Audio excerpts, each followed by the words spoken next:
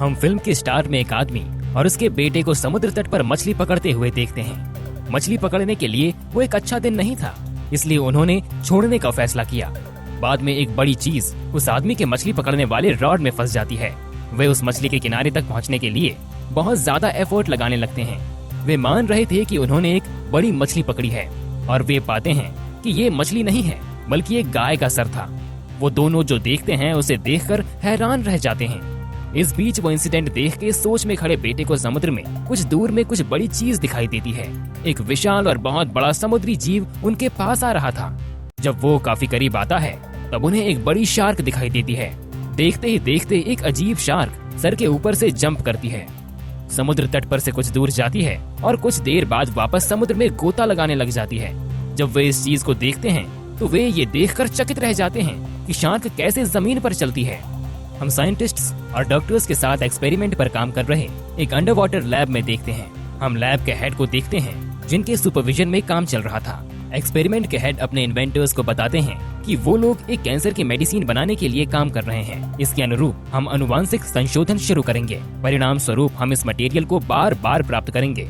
एक निवेशक के अनुसार ये सब करना बहुत ज्यादा ही खतरनाक हो सकता है। हालांकि लैब हेड को अपने इस एक्सपेरिमेंट में बहुत ही ज्यादा कॉन्फिडेंस था।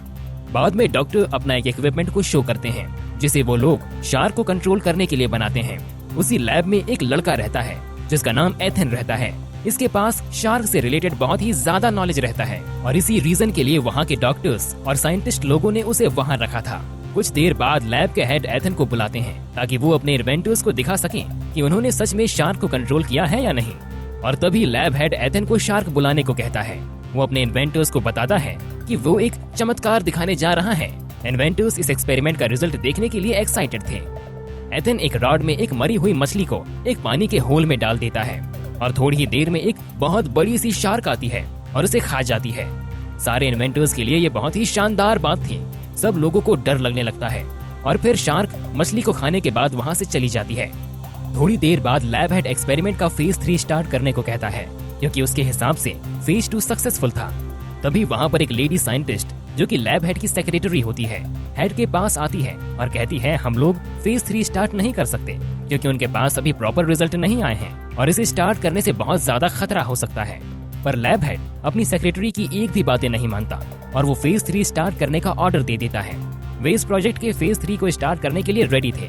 हेड के बोलने पर सारे साइंटिस्ट रेडी हो जाते हैं। वो शार्क में जीन्स ट्रांसफर करने के लिए एक इक्विपमेंट जो कि सबमरीन जैसा होता है उसे वो उस शार्क के पास भेजते हैं ताकि वो लोग उस शार्क में जीन्स ट्रांसफर कर सकें। जीन्स ट्रांसफॉर्म करने के ठीक तुरंत बाद शार्क के बिहेवियर में अजीब से चेंजेस आने लगते हैं। शार्क के बिहेवियर को किसी तरह से कंट्रोल कर लिया जाता है। लैब में सब खुश हो जाते हैं। उन लोगों को लगता है कि ये एक्सपेरिमेंट भी एक्सपेरिमेंट 2 की तरह सक्सेसफुल हो गया है, लेकिन उन्हें ये नहीं पता था कि शार्क में बहुत से अंदरूनी चेंजेस भी आने लगते हैं और इंजेक्शन के बाद शार्क की आंखें एकदम लाल हो जाती हैं। इसके बाद वाले सीन में हम देखते हैं कि उस हेड की सेक्रेटरी इस एक्सपेरिमेंट से बिल्कुल भी खुश नहीं होती है और जब वो कुछ काम कर रही होती है तब उसके पास वाले मिरर में दिखाई देता है कि वो शार्क उसके नजदीक आ रही है और फिर अचानक से वो शार्क वहाँ से चली जाती है। कुछ देर बाद लैब हेड अपनी बेटी के साथ आता है और अपनी सेक्रेटरी को कहता है कि जब वो फ्री हो जाएगी तब उसकी बेटी को पिक कर लेगी। कुछ देर बाद अचानक से अलार्म बजने लगता है। अलार्म को देखकर लैब में प्रेजेंट सारे लोग घबरा जाते हैं। वे देखते हैं कि शार्क की हेल्थ कंडीशन अचानक से खराब होने लगी है। उसकी हार्ट बीट डाउन होनी शुरू हो गई है। कुछ देर बाद सभी को लगता है कि शार्क मर चुकी है। सारे लोग उदास हो जाते हैं कि उनका एक्सपेरिमेंट अनसक्सेसफुल हो गया। उसके तुरंत बाद उस टैंक से एक शार्क अचानक से आती है और एक डॉक्टर पर हमला करके उसे खा जाती है। इस सिचुएशन को देखकर सभी बहुत ही ज्यादा डर जाते हैं और वो डॉक्टर भी मर जाता है। उसमें से एक इंसान तभी टैंक के गेट को बंद कर देता है ताकि वो शार्क वापस ना आ सके। सभी के लिए ये बहुत ही शॉक की बात थी कि आखिर शार्क मर चुकी थी और फिर उसके बाद वो अचानक से कैसे यहाँ पर आ गई। ये सब होने के बाद एथन वहाँ आता है और जानने की कोशिश करता है कि आखिर वहाँ पर कुछ देर पहले हुआ क्या था। वो साइंटिस्ट से पूछता है कि उन्होंने शार्क के साथ क्या किया। वहीं से एक साइंटिस्ट ने उसे जवाब दिया कि वो ये सब मैटर से दूर ही रहे तो अच्छा है। अभी सिचुएशन संभली भी नहीं थी कि अचानक से वो शार्क लैब के बड़े शीशे को तोड़ने लगती है। वो एक बार ट्राई करती है, मिरर नहीं टूटता। फिर से ट्राई करती है, फिर भी कुछ नहीं होता। वहाँ पे मौजूद सारे लोगों को ये पता होता है कि शीशा बुलेट प्रूफ है, ये टूटने वाला नहीं है। लेकिन बहुत ट्राई करने के बाद मिरर टूट जाता है और पूरे लैब में पानी ही पानी भर जाता है। पानी होने के कारण लैब में मौजूद सारे लोग डूबने लग जाते हैं। लड़का उन्हें चुप रहने के लिए बोलता है क्योंकि शार्क साउंड का यूज करके अपना टारगेट फिक्स करती है। वे शार्क को करीब से देख सकते थे। वे इसे जितना संभव हो सके उतना शांत रखने की कोशिश करते हैं, लेकिन शार्क देखते ही एक साइंटिस्ट पानी में आ जाता है और वो शार्क उस साइंटिस्ट को मार डालती है। शार्क दूसरे साइंटिस्ट को एक अलमीरा में दौड़ते हुए पाती है और उसे गिराने की कोशिश करती है।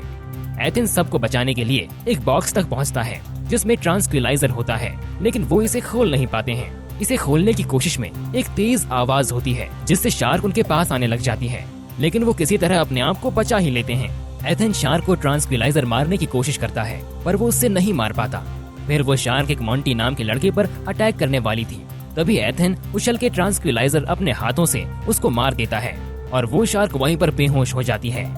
शार्क के बेहोश होने के बाद एथेन एक प्लान बनाता है कि वो सभी को वहाँ से किसी तरह से भगाना होगा, वरना इस शार्क के होश में आने के बाद ये हम में से किसी को भी नहीं छोड़ेगी। सारे साइंटिस्ट और डॉक्टर्स काफी डर गए थे। उन्होंने ये चीज नहीं सोचा था कि कभी ऐसा भी होगा। वो किसी तरह हिम्मत करके पानी में उतरते हैं और दरवाजे की तरफ जाने लगते हैं। अचानक एक लड़की के हाथ में चोट लग जाती है और बहुत सारा ब्लड निकलने लगता है, जिसकी वजह से वो बेहोश शार्क होश में आ जाती है और उसी लड़की की तरफ बढ़ने लगती है और उसे तुरंत मार डालती है। ये सब देख के सब और घबरा जाते हैं और वो तुरंत दरवाजे की तरफ जाते हैं, जो कि पानी की वजह से खुल ही नहीं रहा था। वे सब सोचते हैं वो अब जिंदा नहीं बच पाएंगे। तभी एक साइंटिस्ट को वेंटिलेटर दिखाई देता है। वो सब उसकी मदद से वहाँ से बाहर निकल जाते हैं। वे सब एक फॉरेस्ट में बाहर निकल के सेफ फील करते हैं, लेकिन वो देखते हैं कि उनके चारों तरफ जमीन में कई सारी दरारें हैं। इसके अगले सीन में वो छोटी बच्ची को झूला झूलते दिखाया जाता है। वो बहुत खुश नजर आ रही थी। अचानक एक शार्क जमीन पर कूद के उस छोटी बच्ची के पास आ जाती है। वो उसे खाना चाहती है। छोटी बच्ची अपनी जान बचाने के लिए उस झूले के अंदर चली जाती है। उस झूले को भी शार्क तोड़ देती है। तभी एथेन उसके पास आकर छोटी बच्ची को बचा लेता है। वो उस बच्ची को और लैब हेड सेक्रेटरी को लेकर अपने ग्रुप के पास वापस जाने लगता है। उन तीनों के पीछे वो शार्क थी। एथेन अपने सभी ग्रुप मेंबर्स को भागने का साइन देता है, बट वो लोग नहीं समझ पाते। तभी शार्क एक मेंबर पर हमला कर देती है और उसको पकड़ के ले जाने लगती है। उस आदमी को बचाने के लिए दूसरा आदमी शार्क की पूंछ पकड़ लेता है और वो शार्क उससे भी ले जाने लग जाती है। एथेन सबसे पहले अपने सभी बचे मेंबर्स को किसी एक सेफ प्लेस में छिपा देता है और वो शार्क के आगे आ जाता है। शार्क उस पर अटैक करने की कोशिश करती है। तभी एथेन को एक आइडिया आता है और वो वहाँ पर एक खाई से कूद जाता है और वहीं पर मौजूद एक पत्थर को पकड़ लेता है। शार्क उसे देखकर वो उस खाई में कूद जाती है और वो शार्क नीचे गिर जाती है। एथेन को मॉन्टी और शियोन पकड़कर बाहर निकालते हैं। इसके नेक्स्ट सीन में वो सब एक शांत प्लेस पर आराम करने के लिए रुकते हैं। एथेन उन लोगों से पूछता है कि आखिर कोई बताएगा कि उन लोगों ने शार्क के साथ क्या किया है। शियोन एथेन को बताता है कि उसमें जीन्स ट्रांसप्लांट कर दिया गया है। थोड़ी देर बाद वो अच्छे से बताता है कि उस शार्क के बॉडी में अर्थवॉर्म के जीन्स को इंजेक्ट कर दिया गया है, जिसकी वजह से वो शार्क की बॉडी में असर हुआ और वो शार्क अब जमीन पर भी चलने लगी है। उसके ग्रुप मेंबर में एक आदमी घायल था। उसका बहुत सारा ब्लड बाहर निकल रहा था। तभी एक डॉक्टर ने कहा कि यही वो रीजन है जिसकी वजह से शार्क हमारा पीछा कर रही है, क्योंकि शार्क ब्लड की तरफ अट्रैक्ट होती है। हमें से इस इंसान को यही छोड़ के आगे चलना चाहिए ताकि इसकी वजह से हमें कोई नुकसान न पहुंच सके और हम लोग जिंदा बच जाएं। और उसकी ये बात को वहाँ पे मौजूद कोई भी इंसान नहीं मानते हैं। इसके नेक्स्ट सीन में दिखाया जाता है कि अचानक से शार्क वहाँ आ जाती है और उस घायल आदमी को खाने लगती है। सब घबरा जाते हैं और वहाँ से भागना शुरू कर देते हैं। तभी वहाँ साइंटिस्ट गिर जाता है जो उस घायल इंसान को छोड़ने के लिए बोल रहा था। उसी गिरे डॉक्टर को बचाने के लिए वो छोटी बच्ची आगे बढ़ती है, लेकिन वो डॉक्टर इतना कमीना होता है कि वो उस छोटी बच्ची को ही शार्क के आगे कर देता है। लेकिन गिरने की वजह से उस डॉक्टर का ब्लड निकल रहा था और तभी शार्क उस छोटी बच्ची को छोड़कर उस डॉक्टर के पास जाने लगती है और उसे मार देती है और वो डॉक्टर मर जाता है। अब वो शार्क उस छोटी बच्ची के पास जाने लगती है। इसके नेक्स्ट सीन में दिखाई देता है कि वो लैब हेड अपने कुछ आदमी को लेकर वहाँ से आ जाता है और उस शार्क पर गोली चलाने लगता है ताकि उसे पकड़ सके, लेकिन वो इसे पकड़ने में सफल नहीं हो पाते। तभी एथेन शार्क पर ग्रेनेड लॉन्चर से ग्रेनेड लॉन्च कर देता है और उस शार्क पे मारता है। वो शॉट मिस हो जाता है और जब वहाँ दूसरा शॉट लेने जाता है तब लैब हेड उसे ये करने से रोकता है। एथेन शॉक हो जाता है कि आखिर लैब हेड ने ऐसा क्यों किया और फिर शार्क वहाँ से भाग जाती है। कुछ देर बाद लैब हेड एथेन के पास आता है और उसे जिंदा पकड़ने में मदद मांगता है। ये सुन के एथेन साफ मना कर देता है।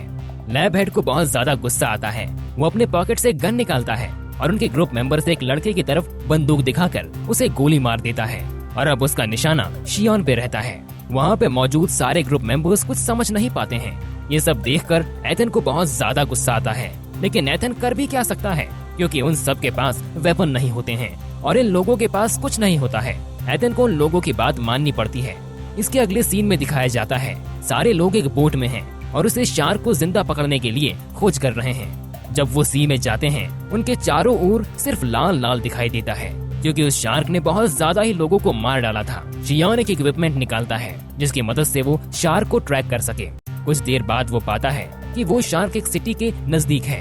वो कुछ देर में सिटी में पहुंच जाएगी और फिर वो शार्क एक जंप लेके सिटी में घुसने का ट्राई करती है। ये बिल्कुल फिल्म का शुरुआती वाला सीन था। वो शहर के अंदर घुस जाती है और सब कुछ तोड़ फोड़ करने लगती है और बहुत सारे इंसान को मारने लगती है। एक सीन में दिखाया जाता है वो शार्क एक छोटी बच्ची को खाने के लिए आ जाती है। वो उस छोटी बच्ची के बहुत ही नजदीक होती है। तभी फेज 2 एक्सपेरिमेंट वाले इक्विपमेंट से सिग्नल को शियॉन एक्टिवेट कर देता है। अब वो उस सिग्नल की तरफ अट्रैक्ट होने लगती है। वो उस छोटे बच्चे को बिना हार्म पहुंचाए उस सिग्नल की तरफ जाने लगती है जो कि बोट में बैठे शियॉन अपने इक्विपमेंट से निकाल रहा था। इसका नेक्स्ट सीन बोट का दिखाया जाता है जहाँ पर मॉन्टी एक मरी हुई मछली पर सॉस लगाता है। मछली पकड़ने वाले हुक में डालकर पानी में फेंक देता है ताकि वो शार्क उसे खा जाए और जिंदा फंस जाए। शार्क वहाँ पर आती है और उस मछली को खा जाती है और उस हुक में फंस जाती है, लेकिन शार्क बहुत बड़ी होती है।